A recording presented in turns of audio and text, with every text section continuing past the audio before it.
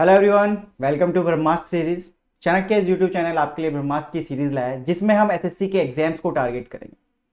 अभी तक हम जो अपनी सीरीज चला रहे थे उसमें हम क्वेश्चंस करवा रहे थे, लेकिन अब हमारा जो प्लान है वो ऐसे है कि कुछ बच्चे ऐसे हैं जो कोचिंग नहीं ले पाते हैं, तो उनके लिए हमारी पूरी एक सीरीज चलेगी ब्रह्मास्त्र सीरीज, जिसमें हम टॉपिक वाइज हर चीज आपको समझाएंगे जिससे कि आपके एसएससी के एग्जाम में कोई भी दिक्कत ना आए। तो आपके सामने शेड्यूल है आपकी स्क्रीन के ऊपर। मंडे को हमारी इंग्लिश की क्लास और मैथ्स की क्लास हुई है, राइट। ट्यूसडे को जीएस प्लस जीके और रीजनिंग की क्लास होगी, और ये शेड्यूल जो है आपको पूरे वीक का आपके सामने है। तो इसी तरीके से आपकी क्लासेस होंगी, तो आप क्लासेस मिस ना करें, क्योंकि आप ही के लिए ये क्लासेस चलाई जा रही हैं। जो कि बच्चे अपना अफोर्ड नहीं कर सकते तो वो यहाँ से अपना फ्री ऑफ कॉस्ट पढ़ सके, राइट। तो चलिए सीरीज को शुरू करते हैं, देखते हैं कि आज सीरीज में हम क्या करने वाले हैं। और आप हमारा टेलीग्राम का चैनल भी ज्वाइन कीजिए, जहां पे आपको फुल फ्लैश्ड आपको सारी चीजें मिलेंगी, और आपको यहां पर हम टॉपिक वाइज आपको लेक्चर्स भी प्रोवाइड करेंगे और उनकी शीट्स भी प्रोवाइड करेंगे, जैसे कि हम पहले भी आपको करते हुए आ रहे हैं, राइट। चलिए आज हम रीजनिंग के सिलेबस को डिस्कस करेंगे कि रीजनिंग के सिलेबस में एक्चुअल में होता क्या है और हमें किन किन टॉपिक्स पे ज्यादा से ज्यादा फोकस करने की जरूरत है, जिससे कि हम ज्यादा से ज्यादा मार्क्स लेंगे। अब आप सबको पता है कि रीजनिंग के सेक्शन में 25 क्वेश्चंस आते हैं। अगर हम एसएससी की बात करें, एसएससी में भी सीजीएल सीएचएसएल को अगर हम मेन बोलें तो इसमें 25-25 क्वेश्चंस आपके सामने होते हैं। अब इन 25 क्वेश्चंस का डिस्ट्रीब्यूशन कैसे होता है कि किस चैप्टर से कितने क्वेश्चन आ सकते हैं, या वेटेज सबसे ज्यादा किस चैप्टर से है, तो वो आज हम सब कुछ डिस्कस करने वाले हैं और पूरे सिलेबस को देखेंगे कि हमारे पास क्या क्या टॉपिक्स होते हैं, ठीक है। तो चलिए वीडियो को बिल्कुल लास्ट तक देखना, जिससे कि आपको एक एक पॉइंट के बारे में समझ में आए कि हाँ इस टॉपिक से हमें कितना ध्यान देना है, इस टॉपिक में हमें क्या पढ़ना है और क्या नहीं पढ़ना है, राइट। क्योंकि देखो टॉपिक में बहुत कुछ है पढ़ने के लिए, लेकिन क्या चीजें हमें एग्जाम के लिए जरूरी है हम वो समझेंगे यहाँ पर सिर्फ, और उसके बाद ये समझेंगे कि हमें पढ़ना क्या क्या है। तो उसी तरीके से हम सीरीज में भी क्वेश्चंस को रखेंगे कि जो एग्जाम ओरिएंटेड चीजें हैं हम सिर्फ उन्हीं को पढ़ेंगे। तो पहला हमारे पास जो चैप्टर रहेगा वो रहेगा अल्फाबेटिकल सीरीज। अब अल्फाबेटिकल सीरीज जो है हम इसमें जो समझते हैं वो है लेटर्स की प्लेस वैल्यू।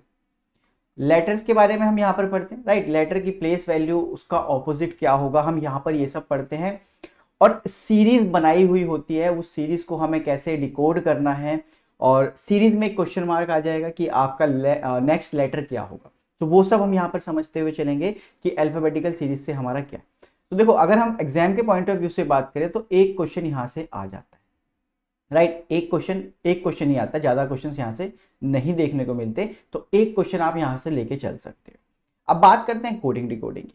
तो अगर आप यहाँ पर कोडिंग डिकोडिंग की बात करो तो अल्फाबेटिकल सीरीज से ही कनेक्टेड है ये, कि हम यहाँ से कुछ सीखते हैं अल्फाबेटिकल सीरीज से और हम उन चीजों को कोडिंग डिकोडिंग में इंप्लीमेंट करते हैं। अब कोडिंग डिकोडिंग में भी बहुत सारे पार्ट्स हैं, मतलब अगर मैं कोडिंग डिकोडिंग के सब पार्ट्स की बात करूं तो वो भी है हमारे पास। जैसे एक तो सिंपल कोडिंग होती है कि इस भाषा में इसको ये कहा गया, if this is coded as this then how it will be coded. एक होती है आपकी सब्स्टिट्यूशन कोडिंग, एक होती है आपकी चाइनीज कोडिंग, राइट, और एक होती है कंडीशनल कोडिंग। तो कोडिंग डिकोडिंग के अंदर सब पार्ट्स भी हैं। तो कोडिंग डिकोडिंग से अगर हम एग्जाम के पॉइंट ऑफ व्यू से बात करें बच्चों, तो 3 नंबर तक यहाँ पर क्वेश्चन देखे जा रहे हैं। 3-3 क्वेश्चंस जो है वो कोडिंग डिकोडिंग से आपके सीजीएल और सीएचएसएल के एग्जाम में पूछे जा रहे हैं। किसी शिफ्ट में ऐसा भी होता है कि 4 क्वेश्चन हो जाए, किसी शिफ्ट में होता है कि 2 क्वेश्चन हो जाए। तो ऑन एन एवरेज अगर हम यहाँ पर बात करें तो 3 क्वेश्चन हमारे पास हो जाते हैं। 3 क्वेश्चन मतलब चैप्टर बहुत इंपॉर्टेंट है हमारे लिए। तो जब भी हम इस चैप्टर को डिस्कस करेंगे आप लोग वहां पर प्रेजेंट होने चाहिए। डिस्टेंस एंड डायरेक्शन की बात करें यहाँ से, तो यहाँ से देखो कभी क्वेश्चन आता है कभी नहीं आता है, तो मैक्सिमम एक क्वेश्चन यहाँ से पूछा जाता है। डिस्टेंस एंड डायरेक्शन में क्या है कि आपको पूछा जा रहा है, आपको बताया जा रहा है कि किस तरीके से पर्सन चल रहा है, ट्रेवल कर रहा है। शेडो के क्वेश्चन होते हैं, और आपको पहली डायरेक्शन नहीं पता कि किस डायरेक्शन में है, या फिर आपकी जो डायरेक्शंस हैं, लेट्स से आपको बोल दिया गया कि आपकी नॉर्थ डायरेक्शन जो है वो नॉर्थ ईस्ट हो गई, राइट। सो बाकी की डायरेक्शंस किस तरीके से चेंज होंगी, या उन पे क्या इफेक्ट होगा उस चीज़ का। या डिग्रीज में क्वेश्चंस पूछे जाते हैं आपको कि आप इतने डिग्री टर्न किए, आपका किस डायरेक्शन में फेस होगा। सो वो सब डिस्टेंस एंड डायरेक्शन में हमें यहाँ पर बताया जाता है, और हम वो सब डीपली सीखेंगे कि हाँ आपका एग्जाम क्लियर हो सके। इतना डीप पढ़ेंगे कि आपका एग्जाम क्लियर हो सके, तो आपको कोई फर्क नहीं लगेगा कि फ्री में पढ़ने में और पैसे देके पढ़ने में, ठीक है। सो हमारा यही है बस मोटो कि आप फ्री में भी अच्छे कंटेंट के साथ पढ़ सकें, राइट। चलिए अब ब्लड रिलेशन की बात करें यहाँ पर, तो ब्लड रिलेशन के हमें कभी कभी 2 क्वेश्चन देखने को मिल जाते हैं और कभी कभी 1, तो 1 से 2 क्वेश्चन आ जाते हैं। अब क्वेश्चन कैसे आते हैं देखो, कि अब पजल वाले क्वेश्चंस तो अब यहाँ पर आने बंद हो गए और एक पॉइंटिंग वाले क्वेश्चंस आने भी यहाँ पर ऑलमोस्ट जीरो है। हम जीरो नहीं बोल सकते, ऑलमोस्ट जीरो है कि अब वो पूछे नहीं जाते। ब्लड रिलेशन से जो क्वेश्चन पूछा जाता है वो आपसे कोडेड फॉर्म में पूछा जाता है। तो हमारा जो ध्यान रहेगा वो एग्जाम ओरिएंटेड है अगर, तो हम कोडेड ब्लड रिलेशन पे ज्यादा फोकस करेंगे कि कोडेड वाले क्वेश्चंस अगर आएंगे तो हम डायरेक्टली उन क्वेश्चंस को कैसे अप्रोच करें और कैसे हम डायरेक्टली उसका आंसर कर पाएंगे, राइट। चलिए आगे अगर हम बढ़े तो यहाँ पर हमारे पास सिलॉक्स है, जिसके दो क्वेश्चंस आजकल बहुत चलते हैं कि मतलब दो क्वेश्चंस तो वो दे ही देते हैं कि सिलॉक्स में आपको पता है कि वेन डायग्राम के थ्रू हम काम करते हैं और सिलॉक्स में हम जानते हैं कि कौन सी बात सही है और कौन सी बात गलत है। तो सिंपल अगर मैं इसकी डेफिनेशन की बात करूं सिलॉक्स की, तो सिलॉक्स का मतलब होता है कि आप दो कंडीशन है आपके पास, उन पे आप बहस कर रहे हो या आप इस कंक्लूजन पे आना चाहते हो कि तीसरी वाली जो बात है वो सही है या गलत है। तो सिलॉक्स के आपको दो दो क्वेश्चन वहां पर देखने को मिल जाते हैं, राइट।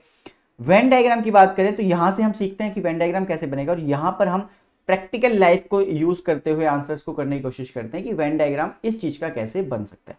तो देखो कभी आता है क्वेश्चन, कभी नहीं आता है, तो इसलिए मैं एक ही रखूंगा यहां पर कि एक क्वेश्चन आपका आ सकता है, ठीक है। तो ऐसा होता है कि किसी शिफ्ट में कोई क्वेश्चन आ गया, किसी शिफ्ट में कोई क्वेश्चन आ गया किसी भी टॉपिक का। ऑर्डर एंड रैंकिंग बहुत रेयरली है। देखो मेंस की बात करें तो यहां पर एक क्वेश्चन आ जाता है, मेंस की बात करें।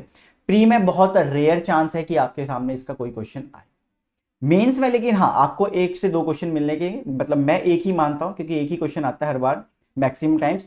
तो एक क्वेश्चन हम यहां पर सीखते हुए चलेंगे कि जो क्वेश्चन आते हैं हम एग्जाम ओरिएंटेड मेंस में आता है। सिर्फ एक बात और बता दूं यहां पर कि मेंस में आ रहा होता है, बाकी प्री में बहुत रेयरली पूछा गया है, राइट।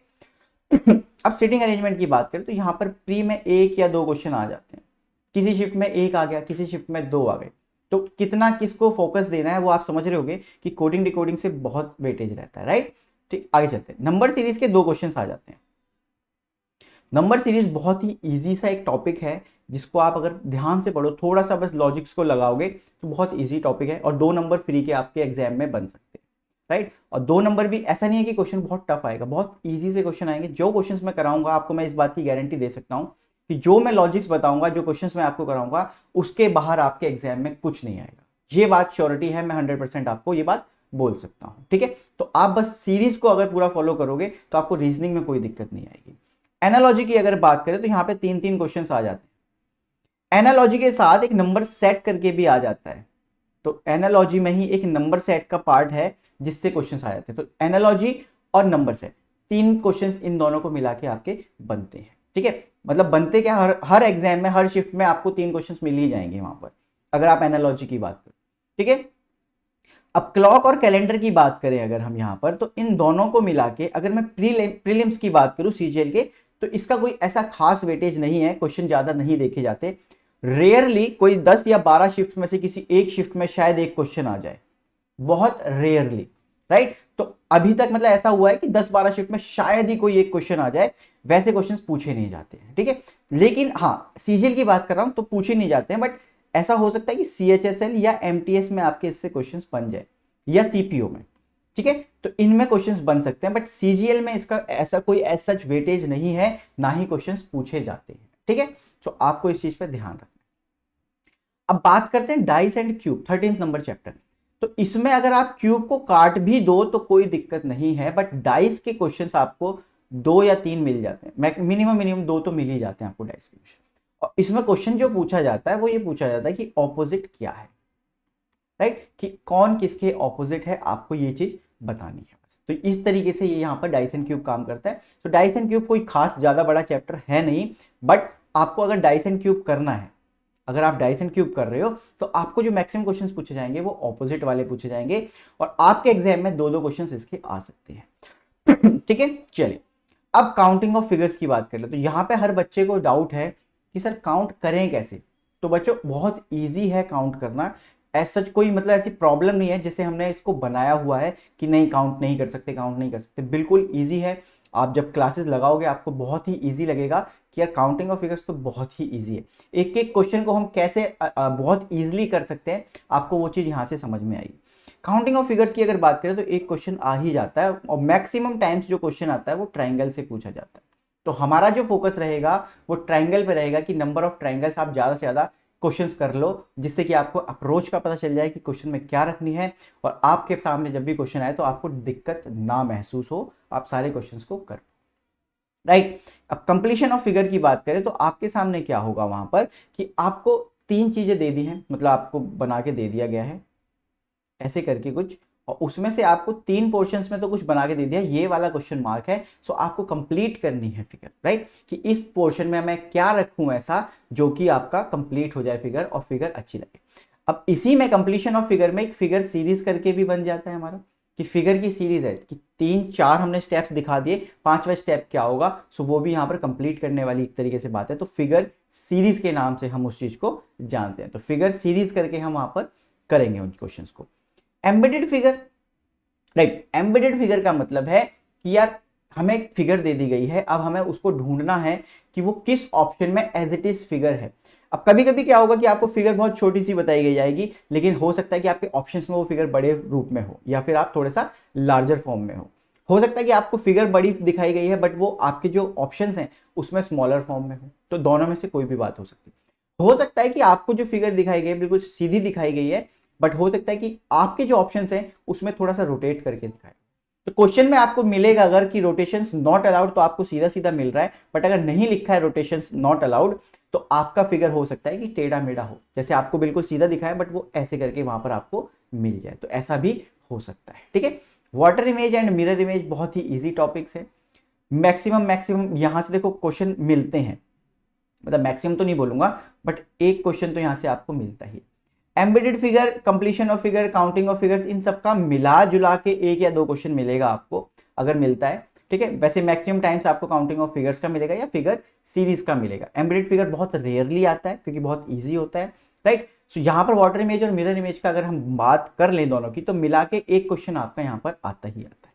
ठीक है, सो एक क्वेश्चन आपको यहाँ से मिल जाएगा। पेपर कटिंग एंड फोल्डिंग से भी एक क्वेश्चन आपको मिलता ही है, मैक्सिमम टाइम्स मिलता है, हो सकता है रेयरली किसी शिफ्ट में आपको ये ना मिले, राइट। तो ये इसका चलता है। अब यहां पर बात करें लॉजिकल रीजनिंग की, तो लॉजिकल रीजनिंग आपकी सिर्फ मेंस में आती है, और इस बार के मेंस में 2 या 3 क्वेश्चंस थे लॉजिकल रीजनिंग के।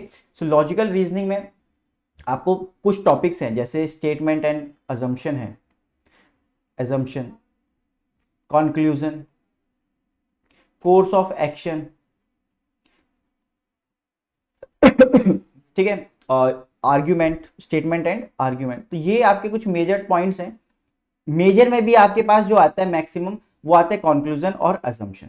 अगर आप मेंस के एग्जाम की बात करो तो आपके पास या तो कंक्लूजन आता है, स्टेटमेंट एंड कंक्लूजन, या फिर स्टेटमेंट एंड अजम्पशन आता है मैक्सिमम टाइम। ठीक है, अब कुछ आपके पास ऐसे भी आते हैं कि इम्प्लिसिट, इम्प्लिसिट को मतलब थोड़ा सा घुमा के बताया जाता है बट वो होता है एजम्पशन, राइट। सो एजम्पशन को ही हम इम्प्लिसिट में डाल रहे होते हैं। Course of action, course of action मतलब आप सॉल्यूशन कहीं से मांग रहे हो, सो आप उसको कोर्स ऑफ एक्शन में डाल देते हो। आर्ग्यूमेंट मतलब पॉइंट ऑफ व्यू की बात चल रही है, यहाँ पर कोई बहस की बात नहीं चलेगी, डिबेट नहीं होगी, यहाँ पर आप अपना पॉइंट ऑफ व्यू रखते हैं कि आपका पॉइंट ऑफ व्यू स्ट्रांग है या वीक है। तो कुछ इस तरीके से यहाँ पर पॉइंट्स आपके चलते हैं। एक टॉपिक रहता है आपका मैट्रिक्स, राइट। अब मैट्रिक्स जो है ना वो बिल्कुल फिनिश हो चुका है कि आपके एग्जाम में पूछा ही नहीं जाता, इसलिए यहाँ पे मैंने लिखा भी नहीं था, राइट। बट इसकी हम एक क्लास लेंगे जरूर जिसमें हम थोड़ा सा मैट्रिक्स के बारे में समझेंगे कि क्वेश्चंस को कैसे सॉल्व करते हैं। तो मैट्रिक्स के क्वेश्चंस भी हम यहाँ पर देखेंगे। एक टॉपिक रहता है आपका डाटा सफिशिएंसी, डाटा सफिशिएंसी जिसके बारे में यहाँ पर मैंने नहीं लिखा है, ना ही किसी जगह पे उसको ऐसे सच बहुत बड़ा तवज्जो दी गई है, क्योंकि ये सिर्फ मेंस में आ रहा होता है, राइट। अब ये मेंस में आ रहा होता है बट एक एक क्वेश्चन तो मेरे लिए इंपॉर्टेंट है, तो हम क्या करेंगे, डाटा सफिशिएंसी की भी एक क्लास करेंगे। होगा तो मैट्रिक्स और डाटा सफिशिएंसी एक ही दिन में कर लेंगे, बट करेंगे सारा सिलेबस जो कि हमारे एग्जाम के लिए इंपॉर्टेंट है। तो ओरिएंटेड हम चीजें करने वाले हैं यहाँ पर, एग्जाम ओरिएंटेड बिल्कुल, जो कि एग्जाम के लिए इंपॉर्टेंट होंगी। तो जो जो चीजें आपके एग्जाम के लिए रीजनिंग के अंदर इंपॉर्टेंट हैं वो सारी चीजें मैं यहाँ पर आपके सामने लेके आता रहूंगा सीरीज में। ठीक है, तो आप ऐसे क्लासेस मिस मत करना, क्योंकि अगर आप क्लासेस मिस करोगे तो हो सकता है कि आपको उसमें नुकसान हो जाए और आप चीजें समझ ना पाओ। तो बच्चों मिलते हैं फिर अगली क्लास में जिसमें हम अल्फाबेटिकल सीरीज को पढ़ेंगे, स्टार्ट करेंगे अपने चैप्टर्स को। तो थैंक यू एंड अपना ध्यान रखें। Thank you.